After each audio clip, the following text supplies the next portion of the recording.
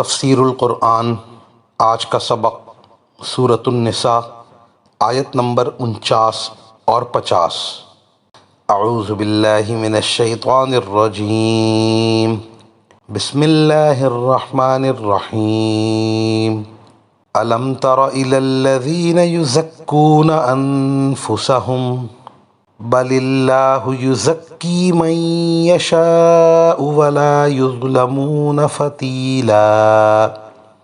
انظر کیف یفترون علی اللہ الکذب وکفی بہ اثما مبینا۔ ترجمہ: کیا تم نے ان لوگوں کو نہیں دیکھا جو اپنے آپ کو بڑا پاکیزہ بتاتے ہیں، حالانکہ پاکیزگی تو اللہ جس کو چاہتا ہے عطا کرتا ہے، اور اس عطا میں ان پر ایک تاگے کے برابر بھی ظلم نہیں ہوتا۔ دیکھو یہ لوگ اللہ پر کیسے کیسے جھوٹے بہتان باندھتے ہیں، اور کھلا گناہ ہونے کے لیے یہی بات کافی ہے۔ اس آیت کی تفسیر میں مفسرین کرام لکھتے ہیں کہ یہ آیت یہود و نصارہ دونوں فریقین کے بارے میں نازل ہوئی، کیونکہ ان لوگوں نے یہ کہا تھا کہ ہم اللہ کے بیٹے ہیں اور اس کے محبوب بندے ہیں، اور انہوں نے یہ بھی کہا کہ ہرگز جنت میں داخل نہ ہوگا مگر جو یہودی ہو یا نصرانی ہو۔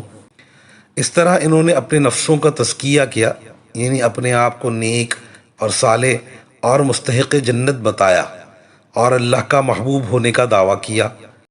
باوجود کفر میں مبتلا ہونے کے اپنے نفسوں کی تعریف کی اور اپنے کو اچھا بتایا، اور اپنے بارے میں عقیدہ بھی اچھا رکھا۔ اللہ جل شانہ نے فرمایا کہ اے مخاطب، کیا تو نے ان لوگوں کو نہیں دیکھا جو اپنی جانوں کا تزکیہ کرتے ہیں، یعنی اپنے آپ کو پاک بتاتے ہیں حالانکہ وہ پاک نہیں ہیں۔ خود اپنی تعریف کرنے سے انسان نہ پاک ہوتا ہے نہ مستحق نجات ہوتا ہے۔ خود اپنا تزکیہ حماقت ہے بلکہ وبال ہے۔ اللہ جل شانہ کو سب کے عقائد اور اعمال کی خبر ہے اور انجام کی بھی خبر ہے۔ وہ جس کا تزکیہ فرمائیں وہی پاک ہے۔ جو لوگ کفر میں مبتلا ہوتے ہیں اپنے آپ کو پاک باز بتا رہے ہیں، اللہ جل شانہ ان کی بدکرداری کی سزا دے گا، اور ان کو جو عذاب دیا جائے گا وہ ان کے اعمال بد کے اعتبار سے مناسب اور موافق ہوگا۔ ان پر ذرا بھی ظلم نہ کیا جائے گا۔ ایسا نہ ہوگا کہ جتنا جرم کیا اس سے زیادہ سزا دے دی جائے۔ پھر فرمایا انظر کیف یفترون علی اللہ الکذب، کہ دیکھ لو یہ لوگ اللہ پر کیسے جھوٹ باندھتے ہیں۔